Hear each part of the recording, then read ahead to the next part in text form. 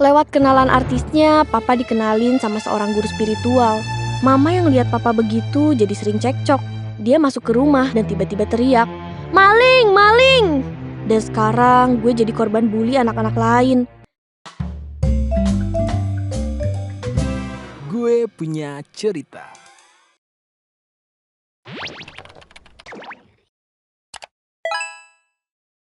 Peringatan, animasi ini dibuat dengan tujuan sharing pengalaman pribadi sang pengirim cerita. Dimohon untuk menghargai cerita tanpa menyudutkan beberapa pihak. Selamat menonton.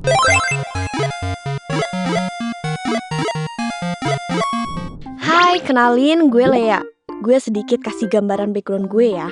Gue anak bungsu dari 3 bersaudara. Dan gue terlahir dari keluarga yang bisa dibilang sangat berkecukupan. FYI, bisa dibilang keluarga gue sangat harmonis dan bahagia.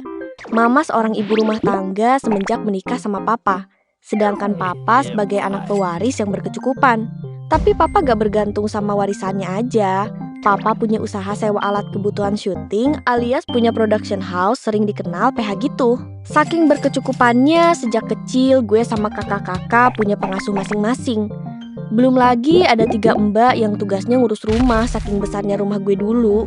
Ditambah lagi kita punya supir pribadi. Kalau ditanya enak atau enggak, ya jelas enak, pakai banget lah jir. Tapi ternyata di balik dinding megah itu pelan-pelan semua yang indah mulai hancur. Musibah datang karena keserakahan, fanatisme, dan kehilangan arah. Saat keluarga gue masih jaya-jayanya, kejadian itu usia gue masih 3 tahun. Karena papa punya PH, dari situ dia kenal sama banyak artis dan orang berduit. Dan jadi teman deket papa. Dan dari sinilah semuanya mulai berubah.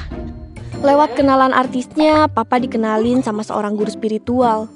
Kata orang-orang sih dia orang hebat. Banyak murid dari kalangan pejabat berpangkat sampai artis papan atas. Kagetnya, istri dia ada 7. Sekali lagi, 7.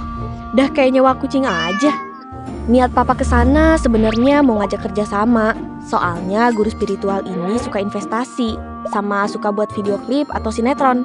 Tapi karena semakin lama bersosialisasi di lingkungan itu, papa mulai mengikuti gaya salim pengikut guru itu. Bahkan sampai bawa mama buat dikenalin juga. Beberapa waktu kemudian papa berubah. Ada yang aneh dari papa. Setiap bulan uang yang papa kasih buat kebutuhan sehari-hari makin berkurang. Mama yang lihat papa begitu jadi sering cekcok.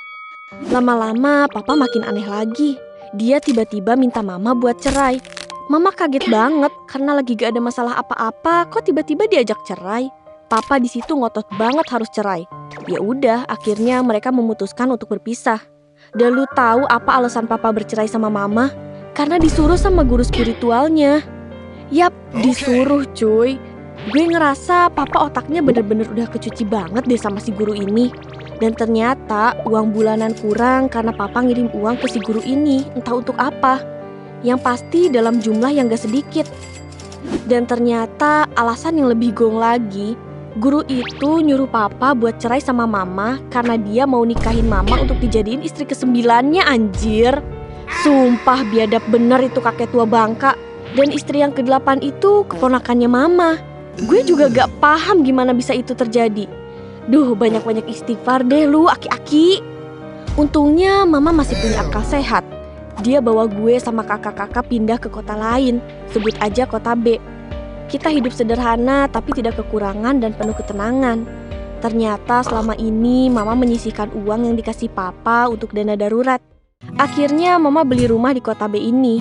Gak besar, tapi cukup untuk kita yang masih kecil. Saat itu gue mulai masuk TK tanpa tahu keadaan mama dan papa udah bercerai.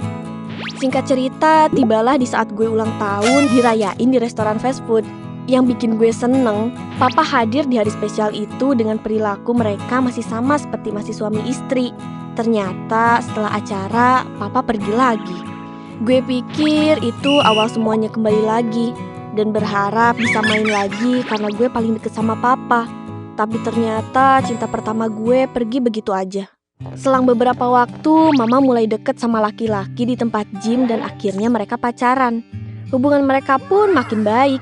Kita bertiga suka banget sama pacar mama sekarang karena sangat lemah lembut dan baik banget. Suatu hari pacar mama nginep di rumah. tidur sama kakak El, kakak gue yang cowok.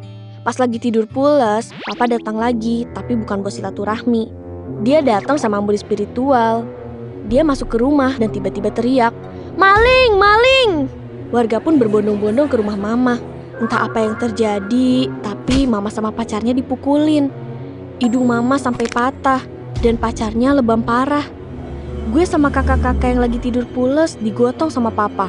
Dibawa papa ke kota A, kota kita sebelumnya. Pas di perjalanan gue kebangun dan bilang, "Kak, kita ini mau kemana? Kok gak ada mama?" Kakak gue yang cewek cuma nangis aja. Akhirnya gue tinggal sama papa. Saat itu rasanya kayak lagi di surga cuy. Papa manjain gue abis-abisan. Mungkin dia mau nebus kesalahan yang lalu.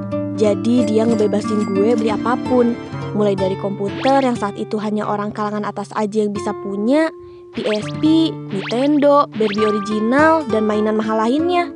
Bahkan di saat jajan temen gue paling banyak 5.000, nah gue tuh dikasih 50.000 dong. Bayangin anak kelas 1 SD pegang duit sebanyak itu buat jajan doang. Gue bener-bener dimanja dan diajarin kalau uang habis minta lagi sama papa. Disitulah sifat gue terbentuk jadi anak yang sombong, ngerasa dunia harus berpihak sama gue. Gue mulai punya banyak temen karena sering traktir mereka. Bahkan gue enggan berteman sama orang yang kurang dari segi ekonominya. Ya namanya anak kecil, kalau didikan salah ya pasti bakalan sombong banget kan kalau punya duit banyak. Tapi kesenangan ini gak bertahan lama. Kejayaan papa mulai memudar. Murid guru spiritual yang selalu di samping papa, dia sakit dan harus dirawat. Dan semua uang papa habis buat biayain dia. Satu-satu perabotan rumah dijual. Dan mainan gue juga. Rumah pun ikut dijual.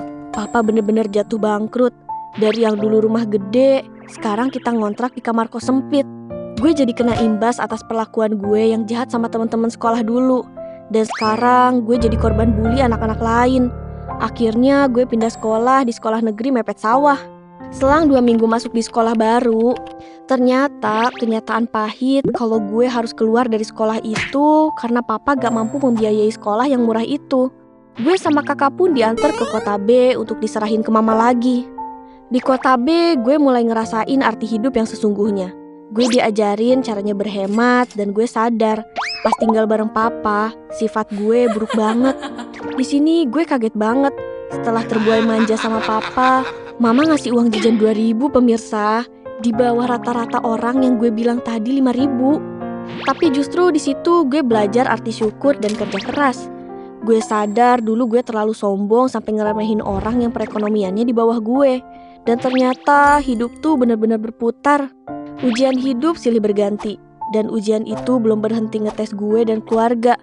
Suatu hari papa muncul lagi, bukan datang ke rumah, tapi di TV sama teman artisnya buat konversi pers sama wartawan. Ternyata papa dan teman-temannya jadi korban ditipu guru spiritual. Mereka speak up karena dirasa tertipu secara materi dan keluarganya hancur karena guru bejat ini. Dengan kejadian ini, papa jadi sering muncul di TV dan jadi banyak yang kenal. Jujur, gak ada sedikit pun rasa bangga lihat papa begitu. Dia benar-benar mempermalukan dirinya sendiri tanpa mengingat keluarganya. Dia memperagai tingkah guru itu kalau lagi marah dan lainnya. Akhirnya di sekolah gue dibully dan disindir. Banyak yang mentertawakan gue karena tingkah papa. Mereka bilang, "Cie, anak artis nih ye." Jujur gue malu banget. Ditambah lagi lihat papa huru-hara sama artis cewek di TV. Saat itu gue jadi tertutup dan gak mau lihat TV lagi. Selang beberapa bulan gue masuk SMP, ternyata penderitaan dibully ini masih berlanjut. Ketika mereka tahu gue anak siapa, kuping gue bener-bener rame akan pembulian. Bahkan guru-guru pun ikutan ngebully gue. Mereka terang-terangan ngebully gue pas gue di lapangan. Ada salah satu murid ngatain pakai nyebut nama bokap gue. Dia bilang, "Ih, anaknya pemulung, hahaha." Dia ketawa sama anak cowok lain. Gue yang gak terima nama bokap gue dibawa-bawa, akhirnya gue kejar dia sampai ke depan kelasnya dan ketangkep. Terus gue tarik kerah bajunya dan bilang, "Ngomong sekali lagi anjing." Semua yang ada di lantai 2 heboh. Gue pun langsung pergi ke kamar mandi buat nenangin diri. Gue lost kontak sama papa gue bertahun-tahun lamanya. Mungkin saat papa lagi dibangkitkan rezekinya sama Allah, tapi dia nggak ingat keluarga, jadilah Allah langsung ambil dalam sekejap ketenaran itu. Selama beberapa tahun, gue pun nggak tahu papa di mana. Perasaan gue campur aduk, antara benci dan rindu banget sama papa. Karena dari papa yang bikin gue trauma, marah, kecewa, dan gak dipeduliin, bahkan dianggap juga enggak. Di situ gue sadar, kalau gak semua orang bisa jadi panutan. Ada yang cuma ngasih kita hidup, tapi gak pernah ngajarin cara hidup dengan baik. Berharap pada manusia akan merusak diri kita sendiri, dan itu benar adanya. Sekarang gue hidup bahagia sama mama dan kakak-kakak. Kita bahagia bukan karena bergelimang harta, tapi kita punya jiwa yang tenang. Dari semua luka yang udah gue lewatin, gue belajar kalau segala sesuatu yang Allah titipkan dalam hidup kita adalah sebuah ujian, agar kita selalu mengingatnya. Termasuk rezeki yang berlebih. Kalau kita jadi sombong dan lupa sama tanggung jawabnya, sudah dipastikan kenikmatan itu hanya bertahan secepat kilat. Dan ingat, keluarga itu nomor satu. Teman, uang, popularitas, semua bisa hilang. Tapi keluarga bakal tetap jadi tempat pulang yang sesungguhnya. Dan buat semua orang tua di luar sana, tolong banget jangan egois. Anak-anak bukanlah tameng, bukan beban, dan bukan korban dari keputusan kalian yang salah. Karena suatu hari nanti, ketika kalian tua dan butuh sandaran, yang kalian cari ya anak-anak yang dulu kalian sakiti itu. Semoga hidup kalian semua selalu dalam kebahagiaan ya. Sampai di sini akhir cerita gue. Sampai jumpa di video gue punya cerita selanjutnya. Bye-bye!